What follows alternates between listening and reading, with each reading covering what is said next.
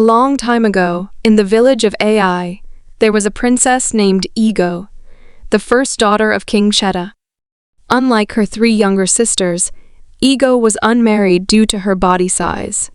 She was extremely overweight, and no suitors came forward to ask for her hand in marriage. Villagers often mocked her behind her back, making jokes about her size. Some would say, "I heard they need 3 wraps to go around her waist," while others claimed, "Did you hear she finished a whole goat in a day?" King Cheta and his wife were troubled by their daughter's weight. They tried to arrange marriages for her multiple times, but no one was interested. Ego, on the other hand, had given up on herself. Addicted to food, she couldn't imagine ever becoming slim, and she believed no man would marry her out of love. It would only be for her status. Ego had always desired to be loved by whoever she married. Despite her general unhappiness, she found solace in dancing. She was a fantastic dancer, often hiding in her hut to dance to the beats she made with her mouth. During festivals, Ego would find a secluded spot close enough to hear the music and dance to her heart's content, away from mocking eyes. As the annual festival between the 4 neighboring villages approached, excitement filled the air.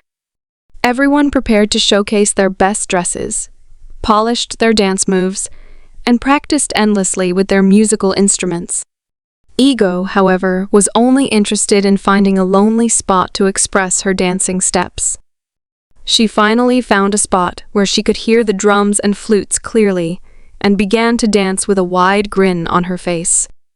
Suddenly, she noticed the sound of a drum growing louder and louder. Ignoring it, she continued dancing, lost in her movements. Then the festival music stopped, but the sound of the drum continued. She turned around to see a man playing the drum with a huge smile on his face. The man stopped playing and asked, "Why did you stop dancing?" Ego immediately began running, but due to her weight, she couldn't run fast, and the man caught up with her.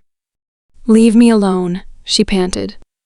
"Go find your comedic relief elsewhere."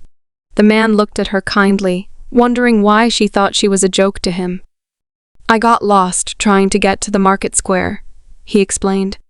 "I saw you dancing and decided to support you with my drums." Ego realized he wasn't from her community by the color of his attire. She thanked him for drumming for her and directed him to the market square, but the man insisted on continuing to play for her. Without Ego's approval, he began drumming again, urging her to dance. Seeing he wouldn't give up, Ego started making small hip movements to the beat, thinking, "What do I have to lose?"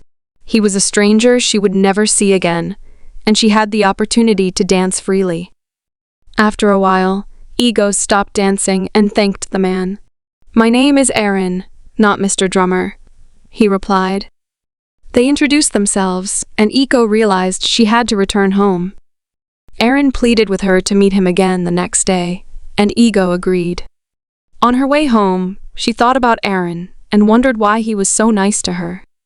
She couldn't stop thinking about him, but tried not to get too excited. The next evening, she met Arin again. They talked for a long time and got to know each other before Arin drummed for her to dance. Days turned into weeks, and they continued meeting at their spot, becoming the highlight of their days. One day, Arin confessed his feelings to Ego. Though she suspected he liked her, she didn't want to jump to conclusions. She was happy when he finally voiced it because she felt the same way. "I can come with my people on the next market day to see your parents," he said. Ego quickly informed her parents, who were overjoyed at the prospect of a suitor. However, a week before the arranged meeting, an airborne disease spread across the villages. Borders were closed, and people were instructed to stay indoors to prevent the spread. Ego was devastated that her future husband couldn't visit her. To make matters worse, she contracted the disease and struggled for over 3 months. The illness greatly affected her appetite, making it difficult for her to eat. As months passed, a herbalist found a cure, and people began to recover. When Ego fully recovered, she was shocked to see her massive weight loss.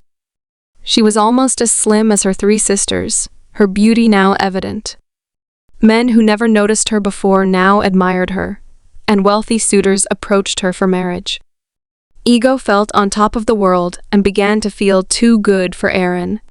When the borders reopened, she went to their spot to wait for him, knowing he would be there. When Arin saw her, he almost didn't recognize her. "Wow, my princess, I missed your beautiful smile," he said.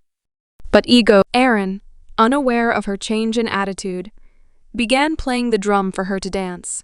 But Ego shouted at him to stop, saying, "Mr. Drummer, I am not interested in whatever you are playing. I only came here to tell you that I am not interested in marrying you anymore." Arin was shocked and saddened by her change in behavior. "I know you have never been with a princess before. That's why you're always smiling like a goat," she said, storming off and warning him never to contact her again. Weeks passed, and Arin sent messengers to Ego, hoping she would change her mind, but she ignored them. Instead, she entertained a long line of wealthy suitors. One day, she decided to host a wrestling competition for eligible bachelors, with the winner earning her hand in marriage. The competition drew participants from beyond her village, and the king invited royalties and affluent people for the event. Ego decided to stay indoors for the next 4 months, receiving beauty treatments to woo her suitors. But she failed to realize that her old eating habits remained, causing her to regain the weight. When the 4 months elapsed, Ego was back to her previous size. Disappointed, she tried to cancel the event, but her father refused. "I'm sure you will find a suitor regardless of your present situation," he said. On the day of the event, warriors, farmers, traders, and eligible bachelors gathered in the village square. When Ego was called to greet them, they were shocked by her appearance and began walking away. Embarrassed, Ego was about to leave when she saw a familiar figure, Arin. But he wasn't dressed in his usual simple attire. He looked like royalty. "My prince, your father is ready to leave now," a voice interrupted. Like Ego, Arin was royalty, the son of one of the 4 village kings. He loved music and often disguised himself to play during festivities. As Ego watched Arin walk away, she realized she had lost a good man who loved her regardless of her size. She never found love again and eventually settled as the 10th wife of an old chief. The moral lesson of this story is to never neglect those who stood by you during your worst times. Such people are rare, and if you treat them unfairly, you might never have the opportunity to be in their lives again. Thank you for watching this story. Please comment on what you learned and don't forget to like and share with your loved ones. Till next time, bye.